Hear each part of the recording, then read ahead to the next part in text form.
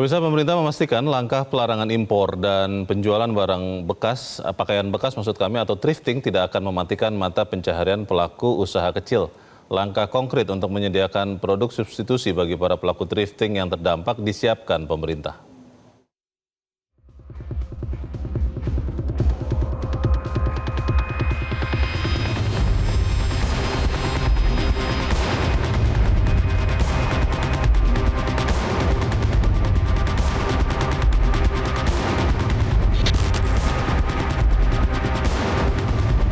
Membanjirnya pakaian bekas dari luar negeri yang dijual murah menjadi sebuah fenomena. Barang-barang itu masuk bukan melalui jalur resmi, tetapi melalui praktik penyelundupan yang berlangsung bertahun-tahun.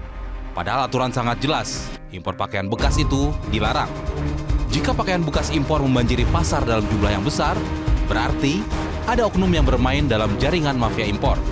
Nama-namanya saya udah punya sih, siapa yang tukang itu yang biasanya tukang impor segala macam. Saya harapkan mereka mulai hentikan itu karena ke depan kita akan tindak. Sekarang pun di lapangan kita periksa terus dari waktu ke waktu. Kalau ketangkap ya nggak bisa kayak dulu lagi kira-kira. Jadi orang kan suka bingung kalau itunya mati berarti nggak ada supply. Supply-nya barang-barang domestik harusnya nanti. Biar industri domestik juga hidup lagi. Dalam rapat terbatas pada 4 November lalu di Istana Kepresidenan, Presiden Prabowo Subianto memerintahkan Kementerian UMKM untuk menyiapkan langkah antisipatif dengan menyediakan produk pengganti bagi para pedagang pakaian bekas atau thrifting yang terdampak penertiban impor barang bekas. Menteri UMKM Maman Abdurrahman mengatakan pemerintah memikirkan skema pendamping dan pelatihan bagi pedagang agar mampu beradaptasi dengan perubahan tanpa kehilangan mata pencarian. Arahan dari Pak Presiden juga mempertimbangkan dan memikirkan substitusi produk.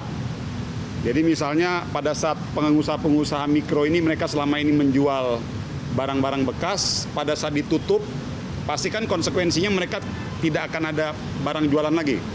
Nah, ditugaskan kepada kami, Kementerian UMKM, untuk segera menindaklanjuti substitusi produk-produk barang yang akan menggantikan para pengusaha-pengusaha di beberapa daerah-daerah thrifting ini untuk dia juga bisa berjualan produk-produk lokal domestik kita. Ketua Umum Asosiasi Garmen dan Tekstil Indonesia, Anne Patricia, mendukung langkah pemerintah sebab sejalan dengan penguatan industri tekstil dalam negeri. Anne mengaku memahami kekhawatiran para pedagang thrifting, sehingga asosiasi siap memasok barang di tingkat pedagang. Ketum Akti itu juga siap menerima pakaian bekas ilegal yang terlanjur diimpor untuk diolah kembali menjadi bahan daur ulang. Dan harapan kami sebenarnya di level importir langsung, kalaupun nanti ada barang yang sudah terlanjur di kepabean dan perlu diproses lebih lanjut, itu jangan masuk ke pasar lokal karena menurut kami adalah ini kan sudah ada permendaknya bahwa ini dilarang.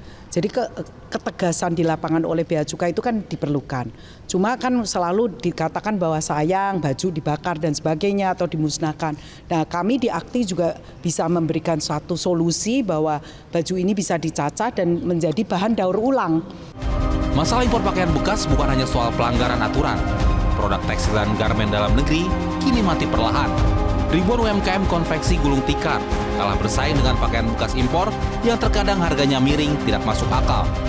Kini yang menjadi penegasan pemerintah adalah larangan impor dan penjualan baju bekas atau thrifting tidak akan mematikan mata pencarian pelaku usaha kecil.